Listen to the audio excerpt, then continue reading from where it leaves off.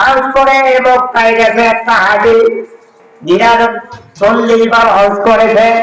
আল্লাহকে বলছে, আল্লাহ আমার কপাল কত ভালো, আমি 40 বার হজ করতে এসেছি। আল্লাহ আমার কপাল কত ভালো হয়ে গেছে, 40 বার হজ করলাম।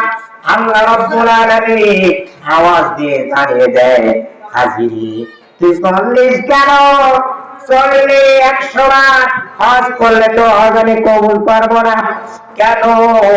তুই অমুক দিন তোর মা অসুস্থ ছিল, ওই অসুস্থ মাকে লাঠি দিয়ে ছেড়ে দিয়েছিলি, এই ছেড়ে দেওয়ার কারণে তোর মা দাবাইতে দাবাইতে মারা গেছে। এখন যদি সন্তানের অসুখ হয়, মা আল্লাহকে বলে, আল্লাহ আমাকে নিয়ে যাও, আমার সন্তানকে বাঁচায় দাও। অতএব মার উপরে কেউ দরদে হতে পারে না, মায়ের উপরে কেউ দরদে হতে পারে না। আপনার সন্তান হয়েছে, আমার মেয়ে হয়েছে, ছেলে হয়েছে, তাদের কথা মনে হলে আমার কলিজাটা বেড়ে যায়। আপনারা দোয়া করবেন আমার আব্বার জন্য।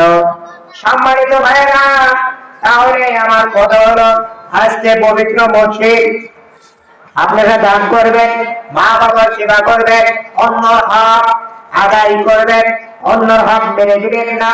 এই তো আলোচনা নাকি? আমি আমলের কথা বলেছি।